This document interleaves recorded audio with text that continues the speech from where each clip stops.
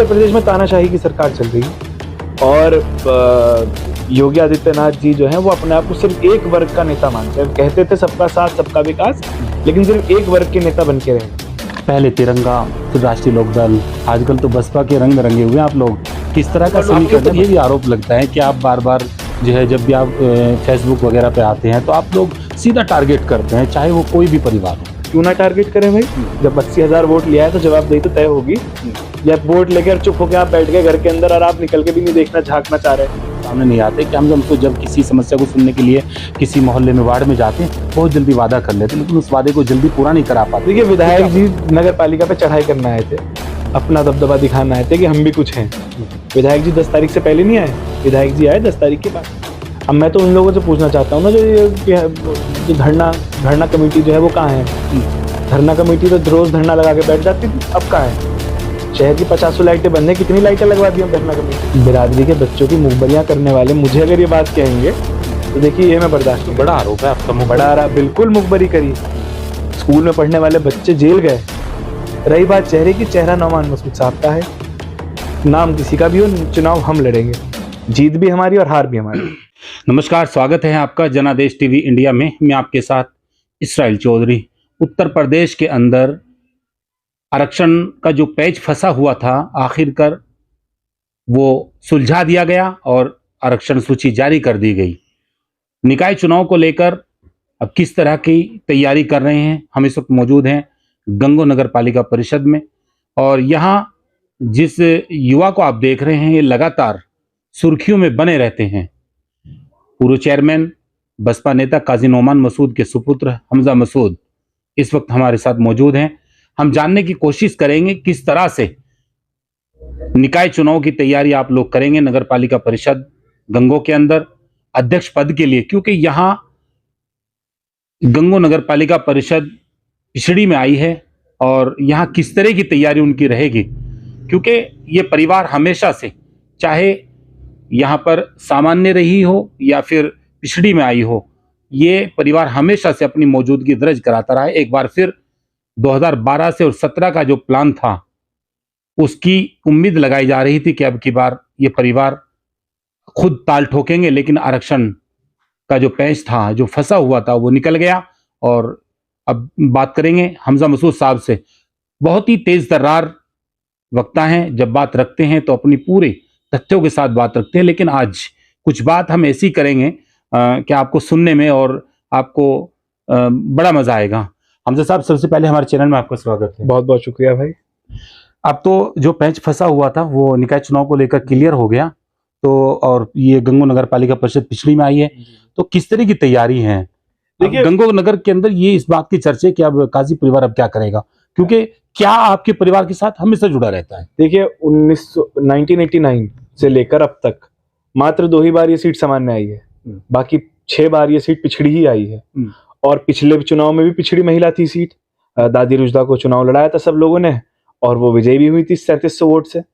तो इंशाल्लाह वही प्लान अब क्या है, मीटिंग बुलाई जाएगी, पंचायत होगी, जिसका नाम तय होगा सब इकट्ठे होकर चुनाव लड़ाएंगे और 36 बिरादरी जब चुनाव लड़ाती है तो चुनाव जीता भी जाएगा दोबारा इंशाल्लाह। अच्छा, अभी तक नाम फाइनल हो पाया कि नहीं हो पाया? देखिए, नाम फाइनल अभी तो देखिए लोकतांत्रिक तरीका है हमारे परिवार का। काजी परिवार सिर्फ मैं या मेरे वालिद साहब नहीं है, काजी परिवार शहर के देहात के तमाम जिम्मेदार लोगों का परिवार है। सबको बुलाया जाएगा, लोगों के सामने नाम रखे जाएंगे, जो जो अपना नाम पेश करना चाहते हैं दावेदारी के अंदर वो पेश करेंगे और सब सर्वसम्मति से एक नाम तय होगा और उस पर चुनाव लड़ा जाएगा इंशाल्लाह। क्षेत्र में इस बात की चर्चाएं हैं कि सहारनपुर में आपकी टाइम भी वहां पर बहुजन समाज पार्टी से प्रत्याशी लगभग फाइनल थी और वहां भी सीट चेंज हो गई, यहाँ भी चेंज हो गई। तो कुछ लोग इस बात को मजाक के अंदाज में ले रहे हैं कि काजी परिवार तो पीछे चला गया भाई, अब तो पिछड़ी में आ गई। पिछली बार चेयरमैन कौन था गंगो का? आप बताइए, कौन था चेयरमैन गंगो का? उस्ता बेगम थी जी। और वर्किंग चेयरमैन कौन थे? काजी नोमान मसूद। बस। तो लड़े कोई भी, चुनाव हम लड़ रहे हैं। सहारनपुर में पिछड़ी आगे क्या बात हो गई, किसी साथी को लड़ा देंगे चुनाव। चुनाव तो इमरान मसूद साहब खुद लड़ रहे हैं, अपना चेहरा उनका लड़ेगा चुनाव। ने जरूरी थोड़ा ना कि सेनापति फौज में उतरे, सेना लड़ती है चुनाव। तो हम तो सेनापति का काम करेंगे आप लोग? बस अब हम तो अगुवाई कर रहे हैं, हमारे साथी चुनाव लड़ेंगे और चुनाव लड़वाएंगे मजबूती से। और इंशाल्लाह सुम्मा इंशाल्लाह, अगर अल्लाह की हमारे पर मेहरबानी रही तो इंशाल्लाह चुनाव जीतेंगे दोबारा इंशाल्लाह। अच्छा, किन मुद्दों के साथ आप आम वोटर के पास जाएंगे, क्योंकि नगर के अंदर बहुत सारी समस्याएं हैं आज भी। आप लोग दावे भी करते हैं कि बहुत सारी जो समस्या थी वो हमने सुलझा दी, लेकिन बहुत सारी कमियां नगर के अंदर है अभी। देखिए, मुद्दा तो सीधा है। उत्तर प्रदेश के अंदर बहुत बुरे हालात बन रहे हैं, अमन चैन और सुकून है सबसे पहला मुद्दा। तो हमारे कस्बे के अंदर सांप्रदायिक सौहार्द और एक सेफ माहौल जो बना हुआ है वो चेयरमैन नौमान मसूद साहब के और उनकी पूरी टीम के अल्लाह के करम है हमारे पर कि उन्होंने हमें जरिया बनाया, तो हमारे शहर का माहौल बहुत अच्छा है। दूसरा मुद्दा यह है कि भाई हमारे यहाँ गरीबों को, मैंने पहले भी ये बात एम्फसाइज करी और मैं दोबारा कह रहा हूँ, हमारे यहाँ गरीब तबके को नगर पालिका से बहुत फायदा है। चाहे वो टैक्स के मामलात हो, चाहे वो रोजगार के मामले हो, चाहे वो लोगों की दुकानों के मामले हो, छोटे व्यापारियों के मामले हो, सब मामलों के अंदर नगर पालिका गरीब जनता के साथ नजर आती है।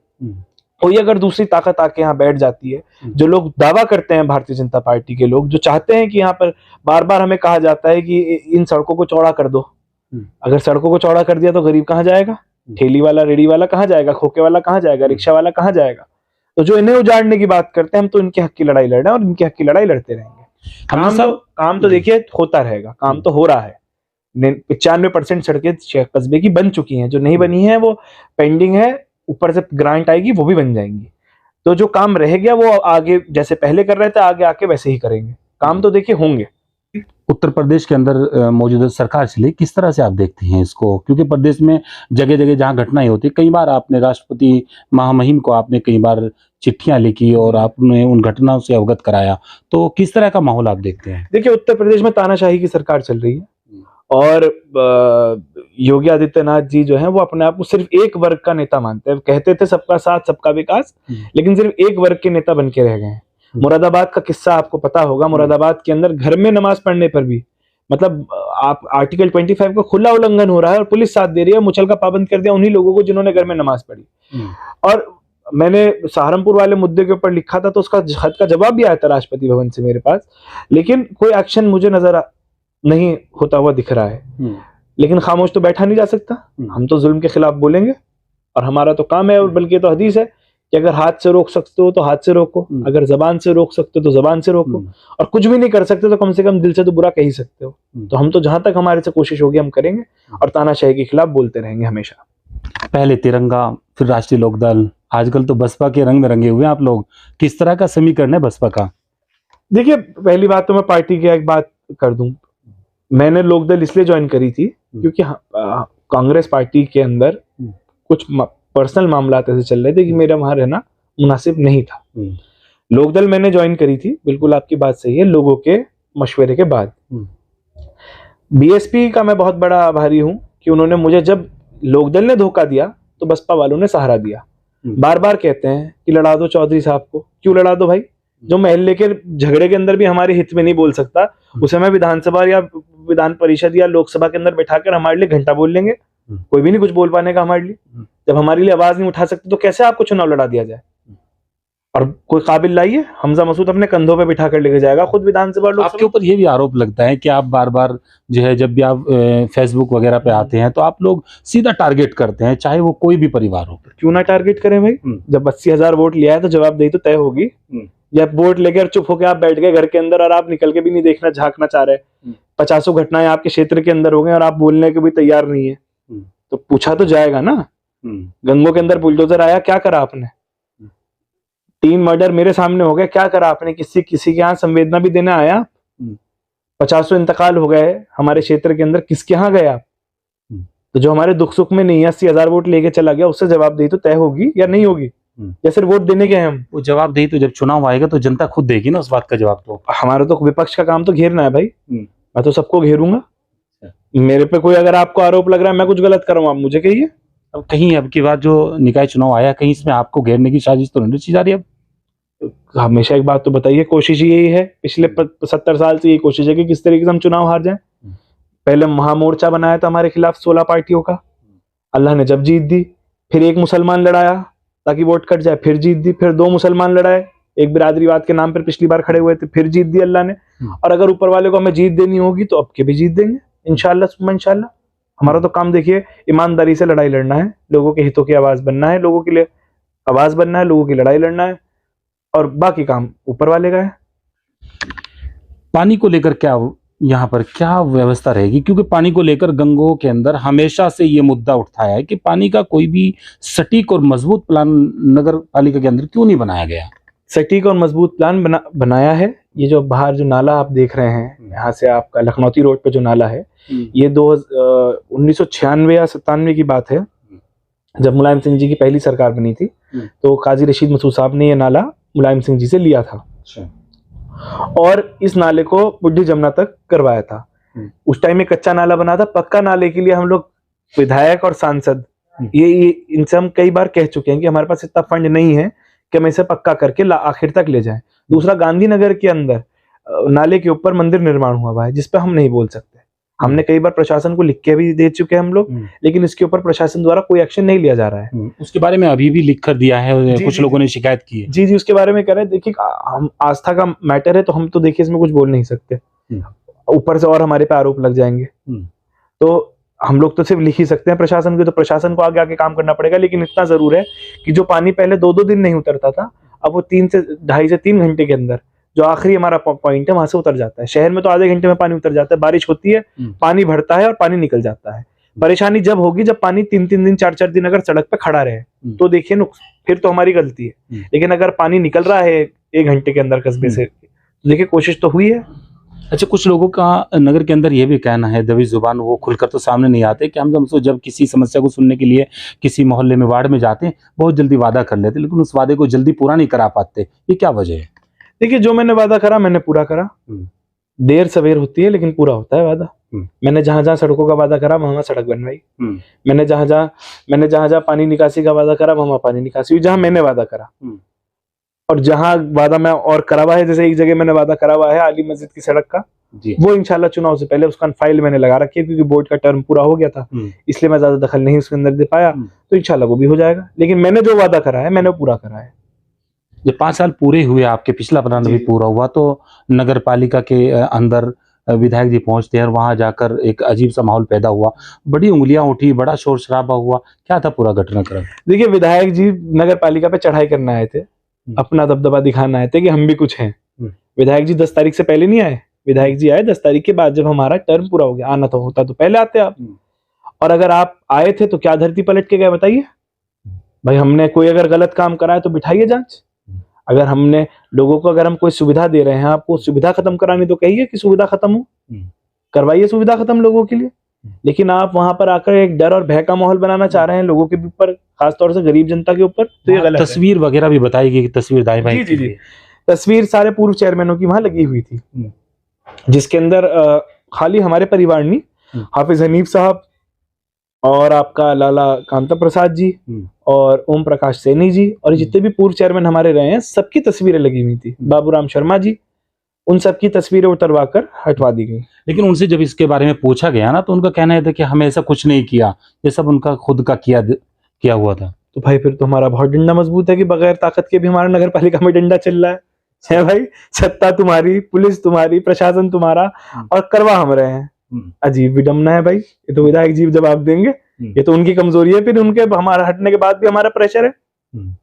किस तरह की चुनौती मानकर चल रहे हैं सामने जो आपकी प्रतिद्वंदी है? देखिए, सीधा बीजेपी और हमारा मुकाबला है, और बीजेपी द्वारा कोशिश ये है, सबसे पहले तो हमारे बूथों को अति संवेदनशील कर दिया गया ताकि पुलिस प्रशासन लगा रहे और पोलिंग डाउन हो। फिर वोट कटवा कैंडिडेट्स खड़े करने की कोशिश है कि वोट कटे, कम वोट पड़े और वोट कटे। लेकिन मुझे उम्मीद है कि हम लोग मजबूती के साथ चुनाव लड़ेंगे और चुनाव जीतने का काम करेंगे। अभी आपका हालांकि नियंत्रण नहीं है नगर पालिका के ऊपर, लेकिन अभी भी एक वार्ड से तस्वीरें आ रही हैं, वहां पर कूड़ा करकट के लिए कोई रेड़ा नहीं है, ऐसे ही खींचा जा रहा है, उसकी वीडियो एक आई थी। तो ये इंतजाम आप लोगों ने किया नगर पालिका के अंदर? देखिए, जब हम थे सब इंतजाम था। अब मैं तो उन लोगों से पूछना चाहता हूँ ना, जो धरना कमेटी जो है वो कहाँ है? धरना कमेटी तो रोज धरना लगा के बैठ जाती थी, अब कहाँ है? शहर की 50 लाइटें बंद है, कितनी लाइटें लगवा दी हम धरना कमेटी ने? जब हम लोग ताकत में थे तो एक फोन आता था तो रात को खड़े हो गए, खुद मैं खड़े होकर लाइट बदलवाता था। अगर कहीं गंदगी दिख गई तो फिर शामत आ गई उस कर्मचारी की। अब कुछ भी नहीं हो रहा है। तो भैया, प्रशासन को भी और खासतौर से लोगों को ये दिख रहा है कि बगैर नौमान मसूद के कस्बे का क्या हल होगा। आप एक डॉक्यूमेंट नगर पालिका से नहीं निकाल सकते बगैर रसीद के। अच्छा, विपक्षियों का कहना एक और है साहब हमजा जी, कि वो डरा कर रखते हैं कस्बे वासियों को, और वो इस तरीके की बातें फैलाते हैं कि भाई अगर हम नहीं रहे तो यहाँ ये हो जाएगा, वो हो जाएगा, इस तरीके के वो भ्रमित करते हैं लोगों को। आपके ऊपर कई आरोप इस तरीके के। तो भाई हम नहीं है अभी, तो आप देख लीजिए क्या हो रहा है। सहारनपुर में हम नहीं है तो चल गया बुलडोजर। और जो ये बात कह रहे हैं वो पहले जाकर मुखबरी करें। बिरादरी के बच्चों की मुखबरियां करने वाले मुझे अगर ये बात कहेंगे तो देखिए ये मैं बर्दाश्त तो बड़ा आरोप है आपका। बड़ा बिल्कुल मुखबरी करी। स्कूल में पढ़ने वाले बच्चे जेल गए तो मुखबर मुझे ना बताएं कि मैं क्या कर रहा हूँ क्या नहीं कर रहा हूँ। उन्हीं मुखबर का एक बयान है कि इनसे अच्छा तो चाहिए ना जीते, बीजेपी जीत जाए। उन्हें पता है क्या होगा। उन्हें पता है किस तरीके से लोगों के ऊपर, गरीबों पर टैक्स लगाया जाएगा। उन्हें पता है किस तरीके से रेहड़ी वाले ठेली वालों को उजाड़ा जाएगा। गोश्त की दुकानें बंद हो गई थी पूरे प्रदेश के अंदर, सिर्फ गंगों के अंदर चली क्योंकि हम भिड़े जाके प्रशासन से। आज तक आए कभी उठ के वो लोगों के लिए? तो ऐसे लोगों को मैं जवाब देना मुनासिब नहीं समझता। बस क्या कहेंगे नगर पालिका परिषद के आम नागरिकों से? मेरा नगर पालिका परिषद के आम नागरिकों से ये कहना है, मैं आपका बच्चा हूं या आपका परिवार है, और हर चमकती हुई चीज सोना नहीं होती। बहुत आपको लोभ लुभान दिए जाएंगे, लाखों रुपए के आटे के कट्टे बांटे जाएंगे, पैसे बांटे जाएंगे आपके वोट को तकसीम करने के लिए। कैसे? ये तो अभी तक कुछ ऐसा है नहीं ना। होगा, मैं तो मुझे पिछले चुनाव में नहीं हुआ। रातों रात 50 कट्टे पकड़वाए मैंने। आपको शायद जानकारी नहीं। आपको ये भी भय है कि वहां से इस तरह की बंदरबाट है हो करी जाएगी? नहीं करी जा रही है। बिरयानी गैंग भी नाम थोड़ा दिया मैंने। अच्छा। तो मेरी आम जनता से अपील है कि इन सब लोभ लुभान से बच के ईमानदारी से, अगर आप लोग हमें चाहते हैं ताकत में आए तो वोट दीजिए। हमारे ताकत में आने का मतलब है आप ताकत में हैं। और अगर आप नहीं चाहते और हमारे से मन भर गया तो आकर हमें बता दीजिए, हम अपना खामोशी से घर बैठ जाएंगे। आप जिसके पीछे कहेंगे उसके पीछे चलने का काम करेंगे, पूरी आवाम जिसके पीछे कहेगी। तारीखों का ऐलान तो नहीं हुआ, चेहरा भी फाइनल नहीं हुआ, कब तक अनुमान है? देखिए जब भी हो, हम तो कल करा लो चुनाव, हम तो तैयार हैं। हम तो 24 घंटे फील्ड में रहने वाले आदमी हैं। रही बात चेहरे की, चेहरा नौमान मसूद साहब का है। नाम किसी का भी हो, चुनाव हम लड़ेंगे, जीत भी हमारी और हार भी हमारी। ये हमजा नौमान मसूद जो बड़ी बेबाकी से जिन्होंने अपनी बात रखी, लगभग सभी मुद्दों पर हमने बात की। अब चुनावी माहौल, सरगर्मियां तेज होंगी, चुनावी माहौल बनेगा और भी बात होगी, बीच बीच में आते रहेंगे, क्योंकि विपक्ष भी अब जो है पूरी मजबूती के साथ सामने आएगा, वो भी अपनी बात रखेगा। तो नगर के अंदर अब किस तरह की तैयारी दोनों पक्ष मिलकर करेंगे और हार और जीत किसकी होगी ये समय बताएगा। नीला गमछे में इस वक्त ये परिवार जो है आगे बढ़ रहा है सियासत में। अब देखते हैं यहाँ किसका एक बार फिर यहाँ नीला गमछा अपना जो है अपनी जीत दर्ज करेगा, या फिर यहाँ दूसरा पक्ष यहाँ पर अपनी कोई मौजूदगी दर्ज कराएगा। बने रहिए मेरे साथ जनादेश टीवी इंडिया के लिए। कैमरा पर्सन सिकंदर अली के साथ मैं इसराइल चौधरी। नमस्कार।